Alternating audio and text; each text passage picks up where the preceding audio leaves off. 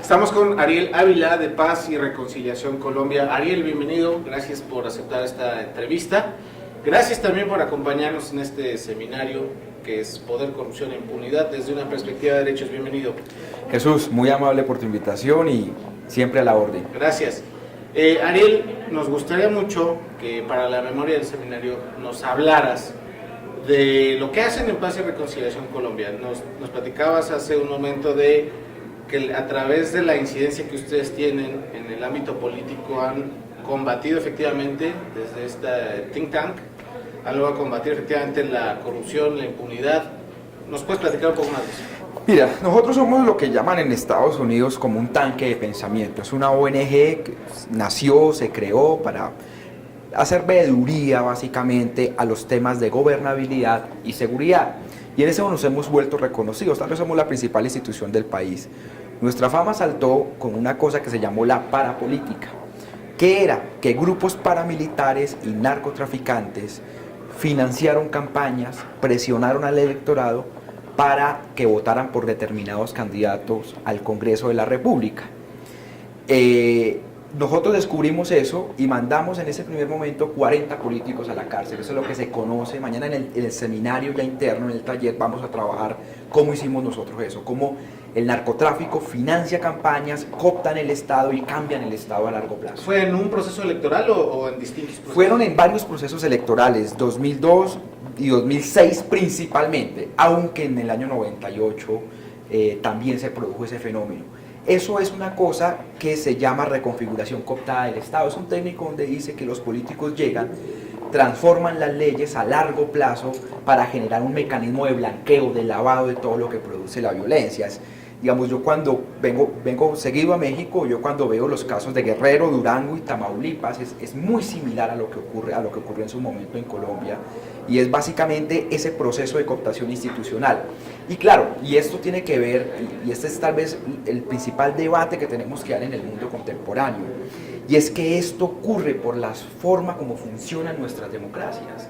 En el caso de Durango, de Veracruz, por ejemplo, acá en México, que una campaña a gobernación cueste 5 o 6 millones de dólares, pues cualquier político tiene que empeñarse a privados, legales o ilegales, para poder financiar. O saquear las arcas públicas, ¿no? Claro, 1.200 millones de dólares. Una vez se pregunta cómo un gobernador es capaz de robar tanto dinero. Eso es casi la mitad de la deuda externa de Nicaragua. Entonces, digamos, esto es lo que nosotros estamos trabajando, y aquí hay una crítica al modelo norteamericano de democracia.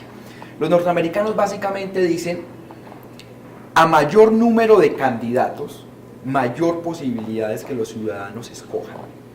Y eso significa mayor competencia electoral y mayor salud de la democracia. Es como la aritmética que ellos hacen. Claro. En nuestros países es totalmente al revés. Claro. Los mayores niveles de competencia electoral están llevando a que los candidatos, con tal de ganar, acepten recursos de cualquier lado y después tienen que devolver esos favores. También le da mayor fuerza a los partidos políticos con mayor presencia, con mayor control sobre las clientelas políticas, con mayor acceso a los recursos públicos. O sea, esta premisa de la que tú hablas no es necesariamente, o es muy discutible.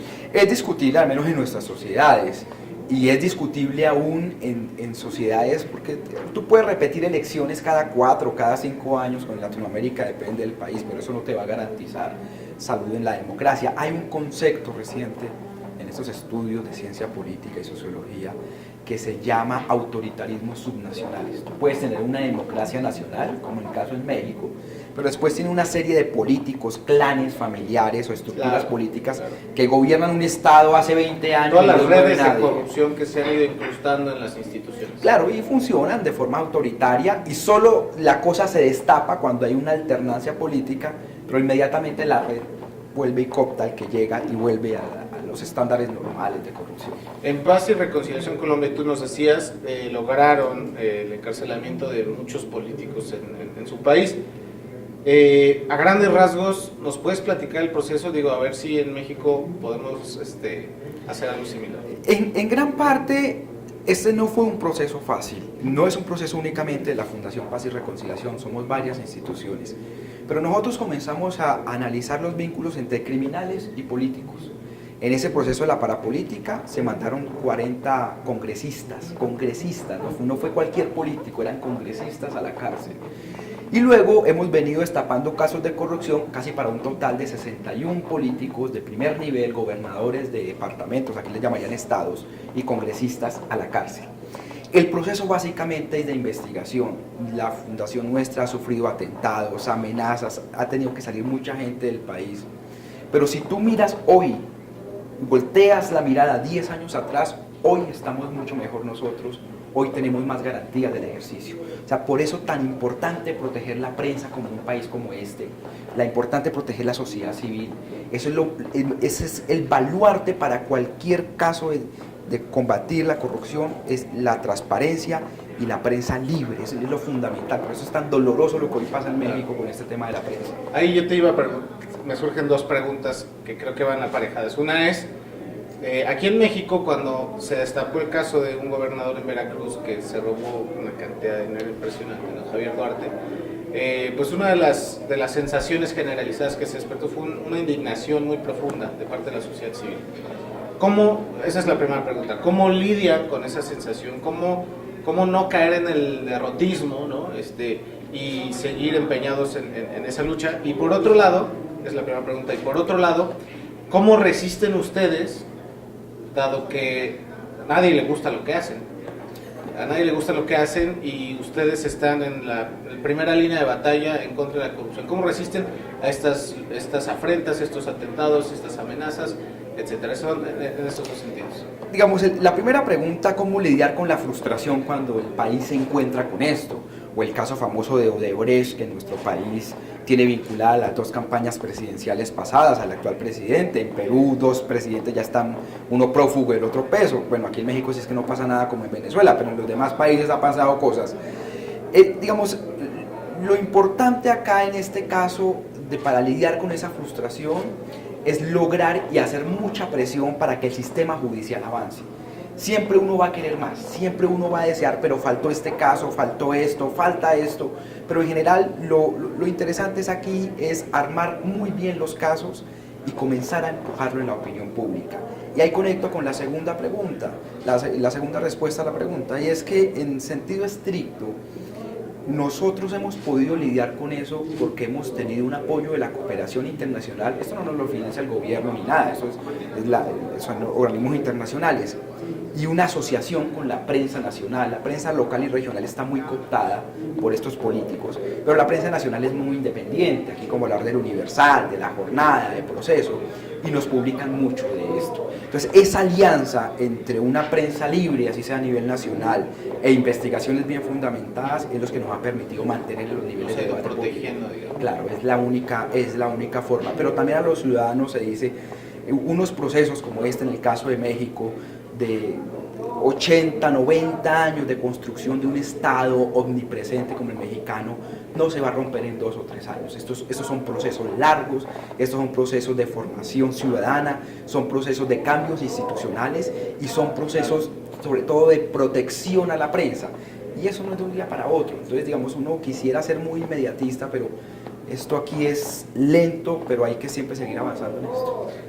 Una pregunta más, antes de la última, es ¿cómo logras, ¿no? En Colombia esta desvinculación de la prensa de la publicidad oficial? O sea, porque digamos, este vínculo entre relación y prensa, entre este vínculo entre poder político y prensa, es algo que en México hoy tenemos que discutir. O sea, últimamente hemos visto casos en los que diferentes empresarios de los medios de comunicación han recibido presiones para que uno u otro salgan de los espacios mediáticos.